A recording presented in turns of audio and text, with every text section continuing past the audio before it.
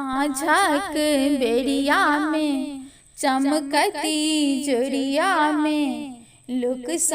भरल छै दलान की देखू देखू बाबू जी बाँटथी मखान की देखू देखू बाबू जी बाँटथी मखान। लाल पियर छै धोती पहिरने लाल पियर छै धोती पहिरने चानन काजर बौआ छै केने चानन काजर बौआ छै केने अंग अंगोछा छै पागो त ललका छै हिनकर देखू दिए मान की देखियौन बाबू जी बाँटथी मखान की देखू देखू बाबू जी बाँटथी मखान। बीचे आंगन में अहिपन छै पारल बीचे आंगन में अहिपन छै पारल पीढ़ी ओछाए बौआ के बैसाओल पीढ़ी ओछाए बौआ के बैसाओल मंगल गाबै छै खुशी सब मनाबै छै मंगल गाबै छै खुशी सब मनाबै छै अम्मा करै छै चुमान की देखू देखू बाबू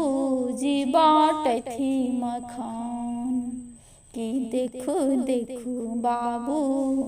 जी बाँटथी मखान। चूड़ा दही केर भाड़ भरल छै चूड़ा दही केर भाड़ भरल छै केरा मिठाई पकवानो धरल छै केरा मिठाई पकवानो धरल छै कोजगरा के आंगन छै लागे सोहावन छै कोजगरा के आंगन छै लागे सोहावन छै आसिन पूनम केर चांद की देखू देखू बाबू जी बाँटथी मखान की देखू देखू बाबू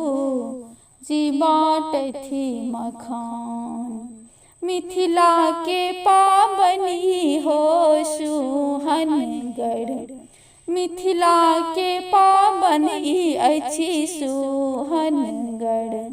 नव दुल्हा घर लागे रमनगर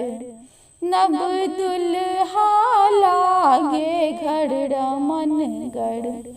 अतिथि जिमाबै छै